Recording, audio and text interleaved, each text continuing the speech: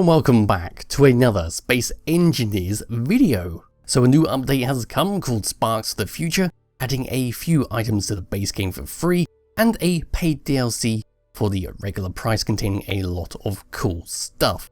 And that is what we're going to go through today. So starting with the armor skins right here. So we get 3 of them with this DLC pack, 2 neon ones, and then on the right hand side the Sci-Fi armor skin, and they do look great. The 2 neon ones feature some lights on them, so if I was to change this to nighttime, there we go, you'll see that the white is all glowing, and then on the left hand side the colours are all glowing. And that's what separates these blocks. On the left hand side, the lights will match whatever colour blocks you have, so if I change that to purple, there we are, the lights will now shine purple and the block behind it will be all nice and purpley.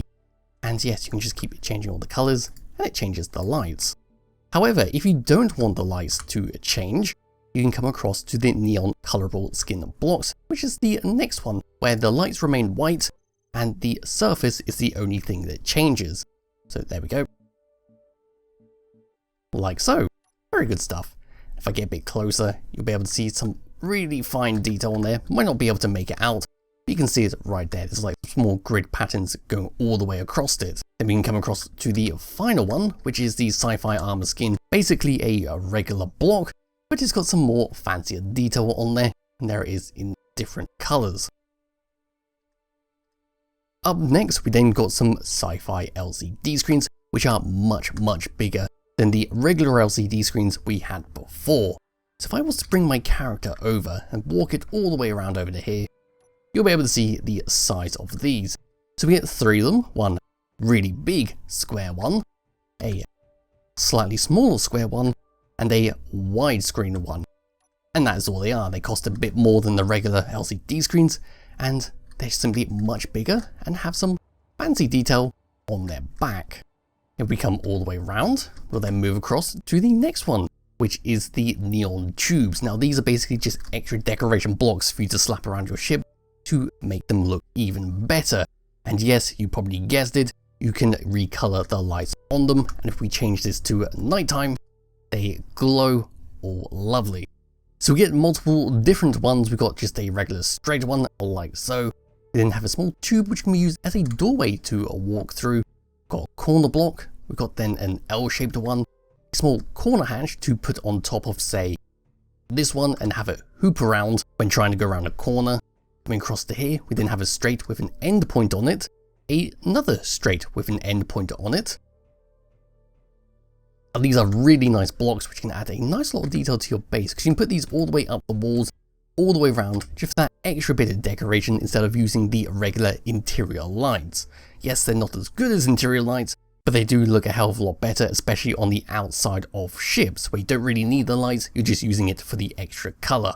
Across to here, we then get some reskinned interior blocks, exactly the same as the interior walls from the vanilla game, but they're just slightly different, and this is what we get. So if I just come and bring the sun back around, because the sun is being a bit fiddly here, there we go, it's just slightly different. If I come across to tab number 4, you'll be able to see a regular interior block with the fancy new skin on it, and this is the newest one, which does look slightly different. So there we go. We also got some small details like little plugs in there, little vents, and a small place to put your cassette tape in. But yes, as I said, they are identical to the interior wall, they just simply have a different look to them. Then moving across to here, we then get 2 control panels. This one is just a straight control panel instead of the regular control panel, which is simply a button that goes on the wall. This one we just walk up to, press, and control everything with our ship or base, and it does look fantastic. Moving across, we then got a similar one, except this one is a singular button panel. So we have the top screen where we can access exactly like the other thing we just looked at, but we also have a button there to say control the doors if you needed to. So we can take one of these small doors and we can set it to open and close, and we can press it just to open and close the door wherever the hell that is. And then moving across, we then got some bar counters for your spacebar, and they do fit perfectly with the kitchen block from the Decorative Block DLC pack, where you just slap that in the middle. We then got our brand new bar featuring some clan cola, some space coffee, a little sink, and a glass guard in case you're serving people. We've got some really nice detail all the way around this. Small oven, small little fridge, lots of little drawers.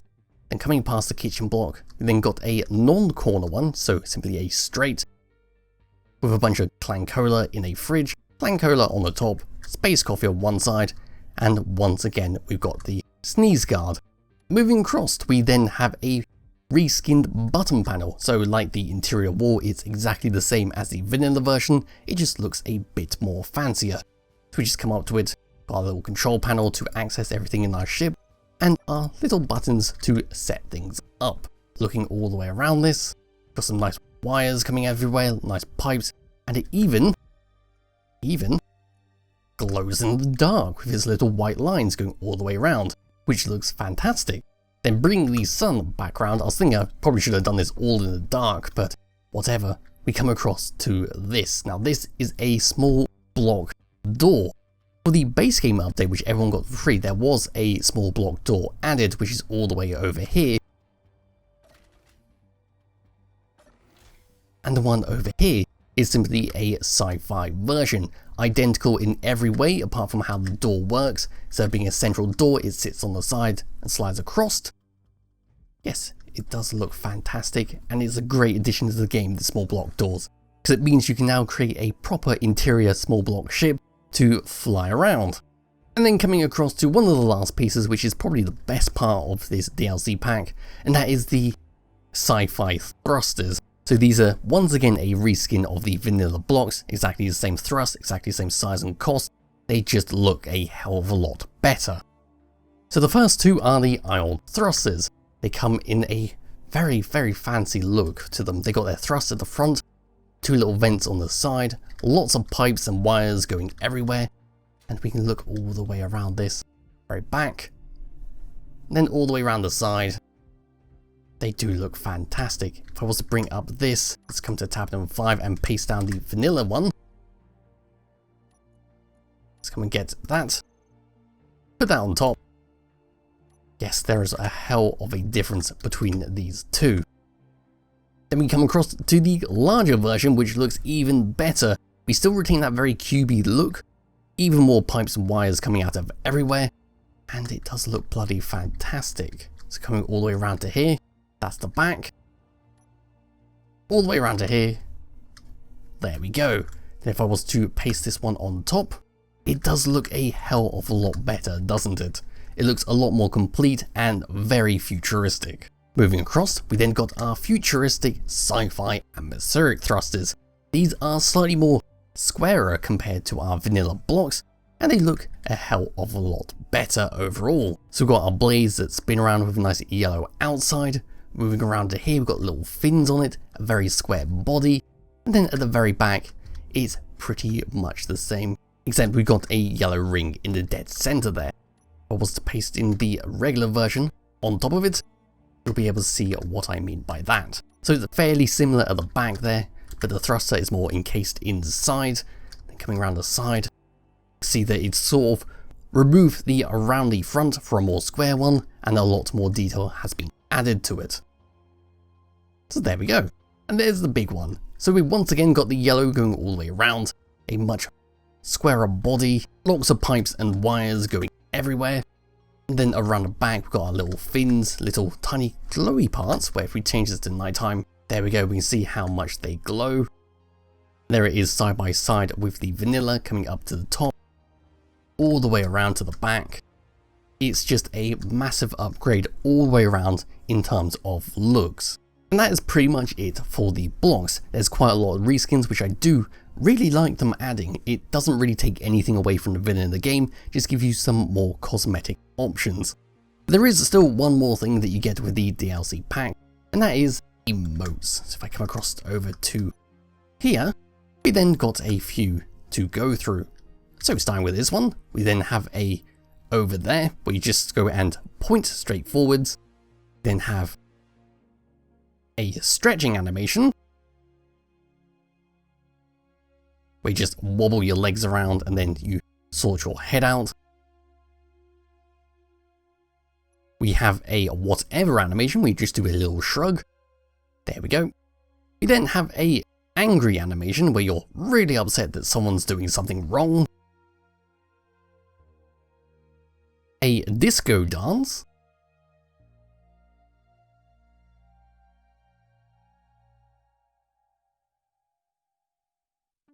disco dance number 2,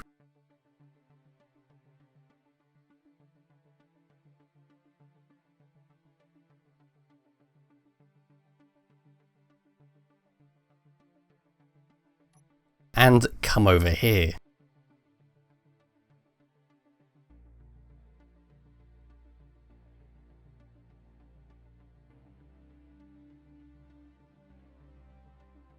And that is what you get with the DLC pack. So there's quite a lot going on with this pack, a nice lot of reskins in there, some great block textures, and it adds quite a lot of good stuff to allow you to make some very pretty ships.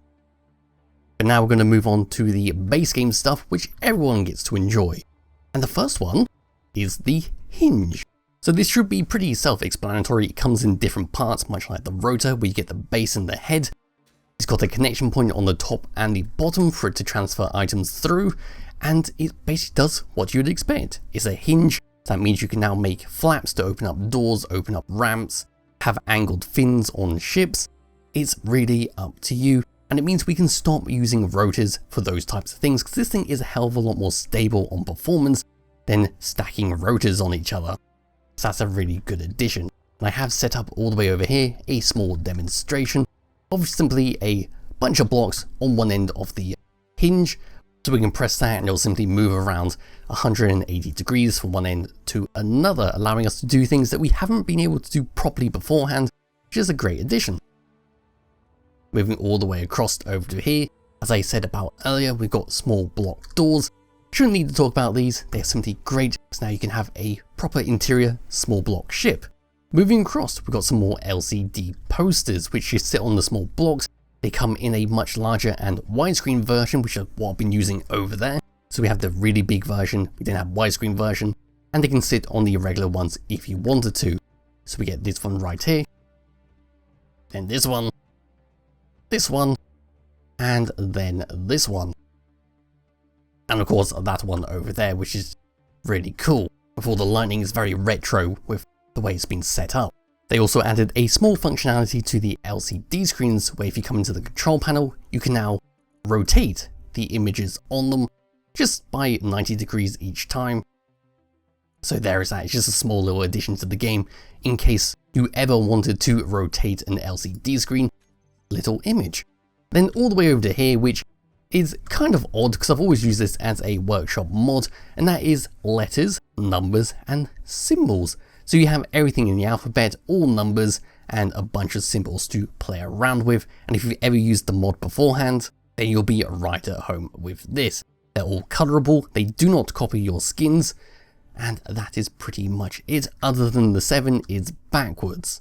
And the last part is going to be on the automatic weather system, which, as you could probably guess from the name, is proper weather. So when you're playing throughout the world on Earth like Mars, alien planet, there's a bunch of different weather effects that can happen randomly. No more needing to type it into the chat like we used to do for these fog and the snow, because the weather effects are already used for the frostbite scenario. They now just automatically get used randomly throughout the world.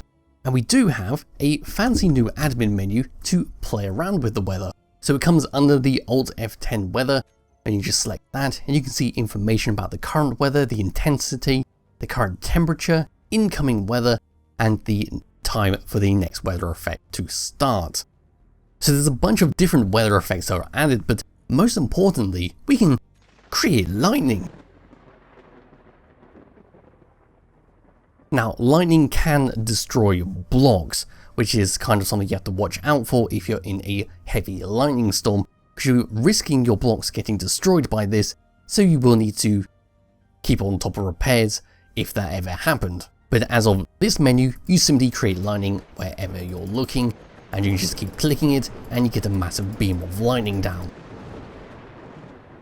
But what weather effects do we get? So we get fog, we get snow like we used to, we also get a bunch of other stuff tailored to different planets. So we can come across to here and create some alien light rain. We get a little bit of fog, wind starts up so the grass starts moving, and we can see some nice rain effects. We then switch it up to create some heavy rain, where we get a bit more fog and some more heavier rain effects on the screen. Coming down to here, we then come across to a light thunderstorm, where we get a little bit of rain and lightning will then start to strike any kind of blocks that's in its vicinity. Then we can come across to here, which is then a dust storm, which you'll probably find on Mars or Mars-like planets, where it just creates a small little bit of dust. Not too much is going on here. You still got a bit of visibility, but it does add a lot of atmosphere to the Mars planet. So we come across to then past the fog, we don't need to see that. We can then have a storm on Mars, where we get some very dark browny colours, the wind starts up, and we can see some dust clouds being blown around, with a little bit of debris here and there getting shot past the screen. We then make it super heavy, where we get a lot more fog, we can see a lot more stuff going on the screen, and then there's a lot more debris being flung around. Then we can come across to the light rain, where we go and put in the rain, it becomes a bit gloomy, the rain starts up, and there's a little bit of wind effects, almost like you're in the UK. Then we can switch that up to a more heavier rain, where we get a bit more fog, and the rain gets a lot more heavier. We then have sandstorm light, where if we were to create that, this is something that we could expect in the deserty areas of the Earth-like planet. Then we got a heavier one, which is pretty similar to the Mars-like planet, just a much more lighter brown colour. And then we have at the bottom, skipping a few of them because we've kind of seen them before, or they're simply repeating themselves, we then got a lightning storm. So let me just go and put that down. We become a bit gloomy, and it starts to drizzle just a little bit, looking around there. But what I could do is just say, put some blocks like that, aim at that, bring up the menu, and kaboom! We've shot it with lightning, and it's destroyed the block and damaged the block underneath. So that is the power of the lightning. So you really will have to watch out for it, and it does add a little bit more to survival mode, because now it's not just about keeping your oxygen, power, and hydrogen all the way tippy top. You now have to watch out for weather, which I really like. Let's just go and let's go out on a nice light storm on Mars. There we go. We just fly around here. Does look great, doesn't it? A nice little dust storm to fly around in. Visibility is still sort of there. You can still make out the mountainsides and all that, but it does become quite bad. And if we were to knock it up another notch to the heavier storm, we just can't see anything. I'm close to the ground. I know I'm close to the ground, but it's very disorientating. I'd hate to be caught out while flying a ship during that. Yes, that is something to look out for, and pretty much the end of this video. So there were a few more things added in which I'm not going to cover, and that is the Sparks of the Future Station, which is a small scenario to show off the DLC blocks and everything else they added. And there was some support for the replay tool, allowing you to use different skins and colours on the NPCs. And of course the question, is the DLC worth it? I think it is. This DLC added quite a lot to it. A lot of it is reskins, but the reskins do look bloody fantastic. So I think it is worth a grab. Yes, that is it for this video. I hope you enjoyed it, and I'll be back with another one some point soon. Bye bye.